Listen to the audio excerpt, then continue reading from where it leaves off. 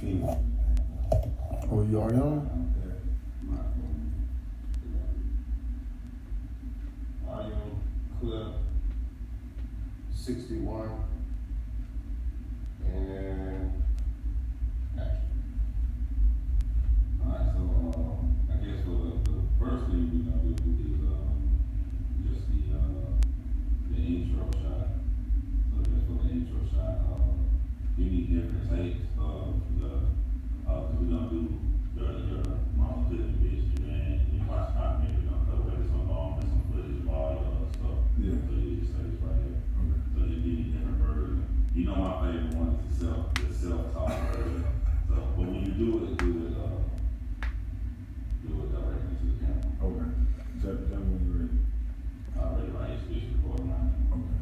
Mama's cooking, bitch. You get both of them. Mama's cooking, bitch. Yeah, they like that two-fisted. Mama's cooking. Yeah, watch this side. And then just a third one, just to make sure we got it really, really good. All right. Mama's cooking, bitch. Alright, cool. So we'll start off just who you are, your name, and where you from. I'm Kwame Brown, aka the Busty Bus, by way of Charleston. Okay. My name is Kwame Brown, aka the Busty Bus, by way of Charleston, South Carolina. I moved to Brunswick, Georgia, and that's where I was raised, Brunswick, Georgia. Okay. How long did you spend in South? So when I ask you questions, they're not gonna hear me. So you gotta act like, so you gotta say it again. Right. I'm professional. So how long did you stay in South Carolina? We went to Lansing, Michigan. Okay, let me do it again. Actually, How long did you stay in South Carolina? I lived in Charleston, Moncks Corner, South Carolina until I was 5 years old. And then we moved to Lansing, Michigan, and that's when I was in the homeless shelter. Okay. And then go into a little bit about that, like the homeless shelter and anything more. Well, I didn't know the details of what my father did, but my father was convicted of murder. He allegedly, well, not allegedly, he murdered 3 people. And he got sentenced when I was 5 years old. And so apparently, we ended up in the homeless shelter. So apparently there's a documentary being made. I have my my Bob Ross shirt on today. Happy trees, happy trees.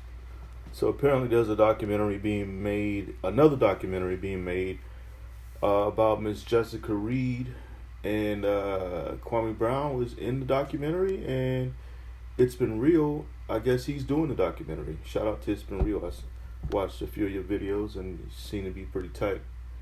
My thoughts on that is, a lot of times when justice hadn't been served,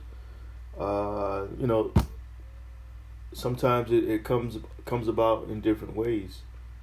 And in the case of Miss Jessica Reed, what happened to her in 2002, I wasn't there. I don't know. But it seems to be it seems to be one of those cases where the squeaky door is going to continue to squeak until it gets some oil. In other words,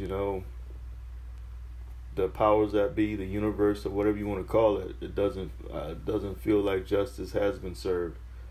I've seen the first documentary by Mr. What's his name? I forget his name, but the guy that he did all the videos for the tunnel back for the rappers back in the day. It'll probably come to me later on. But I seen his documentary, and it was a really good documentary, if you ask me. I think it covered a lot of things. I think his name is Smoke No Joke, or something like that. Yeah, he did a documentary a couple years ago, and it was like at least an hour long. I saw some of the places. It was done right here in South Carolina, most of it, and I saw some of the places I've drove past before, and I think the young lady's story is pretty. It's a pretty powerful story.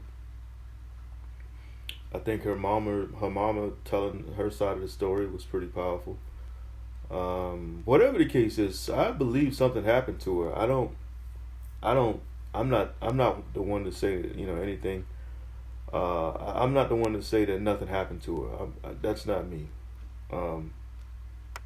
Like I said, I wasn't there, but she seems to be, according to the police records, according to witnesses, seems like something happened to her. And that's where I'll leave it at. I wasn't there. I can't say who did what, but maybe this documentary will shed more light on it, because I guess they said it's other people involved that never went to trial, never got accused or anything. So I'm just gonna leave it at that. That's not I'm not the judge or the jury on that. Go back to what Kwame is talking about here. And good morning, if I didn't say so already. Good morning. Turn this up a little bit. I was going to ask him to cue in how Charlamagne exposed that, but should we do how the other guy that had Charlamagne doing it? Should we do that first? Yeah. So go to the controversy that first sparked you on YouTube. Okay. Well, the controversy that first sparked me blowing up on YouTube was when former teammate of mine, now we call him Captain Jack, real name Steven Jackson, and Becky with the good hair, Matt Barnes. They mentioned my name several times on All the Smoke podcasts. I reached out to Steven Jackson behind the scenes because he's a former teammate of mine. He kind of acted like he was going to understand what I was saying and respect what I was saying about, them lowering players' contracts and messing up their likeness. And then he took it to Instagram right after that, and it went crazy from there. They said we was joking, so gave him a little bit of monster. And then at that point, I'm putting all the different clips and everything and stuff right here. So we gonna come back, and I probably at this point just guessing we'll put in Charlamagne what he said, and then so just go into the whole Charlamagne thing, and also too. No, go ahead. Let me grab some for you, so. I'm gonna live. As soon as we done with this, Kwame going live on his channel. So Kwame, shout out to the It's Been Real people. Shout out to the chat. Shout out to It's Been Real. Salute to y'all. Mama's cooking, bitch. Hey, it's been real on my YouTube real quick. Yeah. Oh, so he live? Yeah, we live in the court. We live in the court. We live at the same time. Y'all need it both ways. Yeah. I'm gonna leave it on shout y'all out, whatever.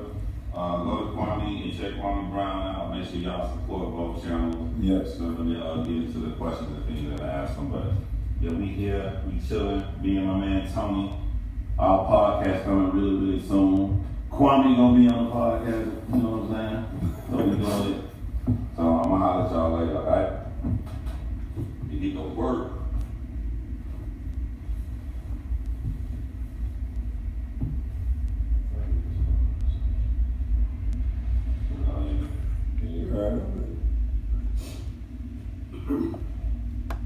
So, just show me.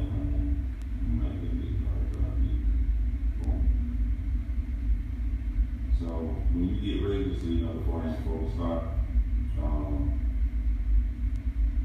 because I'm gonna play with Charlamagne said, I want you to tell me how you felt. So people don't know, we want to get behind the scenes. Better yet, describe where you were, what you were doing at that time when you saw it. Charlamagne said, how you felt. Well, I was actually. I was trying to troll you my phone. Okay. Well, the first clip I saw of Charlamagne, he said that he was exonerated through DNA evidence, but then self-talk. I was actually home.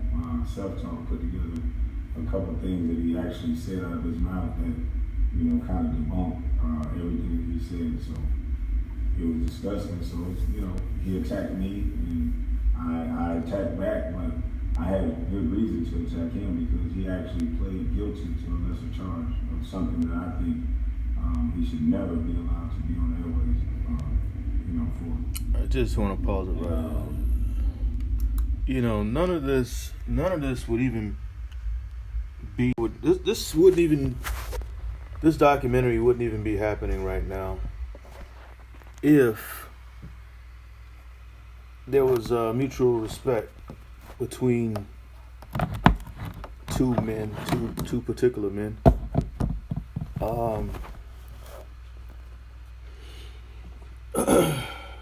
I said this before when Charlemagne brought up Kwame's dad and everything that happened as far as the dad's murder case and all that, and he brought up things that Kwame didn't even realize. I know he took that personal. I mean, anybody would take that personal, but being from where we're from, being from South Carolina, being from Georgia, that it cuts a little bit deeper. And before you broadcast something like that to the world, you know it's going to cut deeper. I think Charlemagne's intentions was to just shut Kwame up for good, but it backfired. That's my opinion. I could be wrong, but I think it backfired, and it backfired majorly. Now you got another documentary being done about this lady, and it may be that the documentary that's needed. I no longer have any qualms with Charlemagne. Kwame has shouted me out several times now, and I appreciate that. I'm getting a lot of love just because he shouted me out. But yeah, I'm just gonna leave it right here for today. I gotta go and do some things. Gotta get a new computer. I'm thinking about getting a camera and a microphone and trying to make this thing a little more professional looking. People keep complaining about they can't hear me, and that's not right. So I'm gonna have to get a microphone. I'm gonna have to break down, get a microphone, maybe buy another computer, and I gotta get some more things too. So y'all have a wonderful Saturday. If you hadn't liked yet, please hit that like button. Shout out to the late but great Mr. Bob Ross with the afro. Hit the like, hit the subscribe button. Y'all have a wonderful Saturday. And that's all I got for now. Y'all be blessed.